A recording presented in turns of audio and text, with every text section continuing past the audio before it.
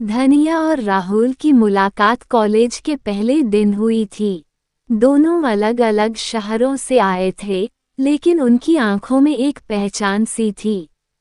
धनिया भोपाल की रहने वाली थी, जबकि राहुल मुंबई से था।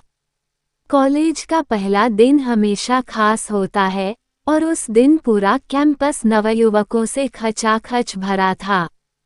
धनिया और राहुल की क्लास भी साथ में थी। जब वे पहली बार मिले, राहुल की हंसी और धनिया की मासूमियत ने दोनों को एक दूसरे की ओर खींच लिया।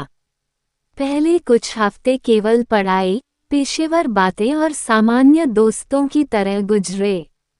लेकिन धीरे धीरे उनके बीच की दीवारें गिरने लगीं। कॉलेज के प्रोजेक्ट्स में काम करते हुए वे दोनों अक्सर लाइब्रेरी में एक दूसरे से मिलते। कैफेटेरिया में चाय की चुस्कियां लेते हुए उन्होंने विभिन्न विषयों पर लंबी बातचीत की, जिससे उनके दिल की धड़कनें तेज हो जाती थीं। राहुल की मुस्कान में धनिया के दिल की धड़कनें बढ़ जाती थीं, और धनिया की हंसी राहुल के दिल के करीब जाती जा रही थी। धीरे धीरे उनके बीच का ये दोस्ताना कुछ और बनता जा रहा था। एक दिन राहुल ने धनिया को कॉलेज के पास एक पुराने किले में जाने का प्रस्ताव दिया।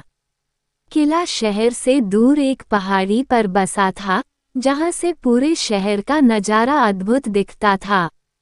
राहुल ने धनिया से कहा, आओ, हम दोनों वहां जाएंगे, शायद हमें कुछ समय के लिए खुद को जानने का मौका मिलेगा। धनिया ने मुस्कुराते हुए हामी भर दी। अगले दिन वे दोनों किले की ओर निकल पड़े। वहां की ठंडी हवा और खूबसूरत नज़ारे उन्हें और करीब ले आए। किले की पुरानी दीवारों पर बैठे हुए राहुल ने धनिया से कहा, धनिया, मैंने तुम्हारे साथ जो वक्त बिताया है वो मेरे जीवन का सबसे खूबसूरत वक्त रहा है।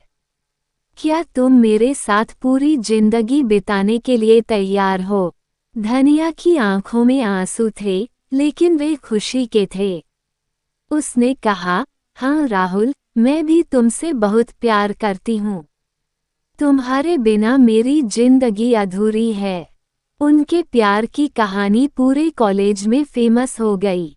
सब उन्हें आदर्श मानते थे। एक दूसरे की साझेदारी और समर्पण ने उन्हें और मजबूत बना दिया। कॉलेज खत्म होने के बाद राहुल और धनिया ने साथ में अपना करियर बनाने का फैसला किया। उन्होंने एक छोटी सी कंपनी शुरू की और धीरे धीरे इसे सफल बना दिया। राहुल के पिता मुंबई में एक बड़े बिजनेसमैन थे, जबकि धनिया का परिवार एक छोटे से कस्बे में रहता था। राहुल के माता पिता ने धनिया को स्वीकारने में थोड़ी हिचक दिखाई। उन्होंने माना कि उनकी पारिवारिक स्थिति और धनिया की पारिवारिक स्थिति में बहुत बड़ा अंतर था। पर राहुल अपने माता पिता को समझाने में कामयाब रहा कि प्यार किसी स्थिति या स्थायित्व को नहीं देखता। आखिरकार राहुल के माता पिता ने अपने बेटे की खुशी को देखा और धनिया को खुली बाहें से अपनाया।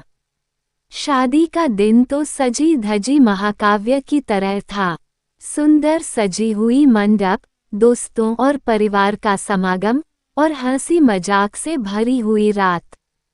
सबकी आंखों में खुशी थी, लेकिन सबसे ज्यादा खुशी राहुल और धनिया की आंखों में थी।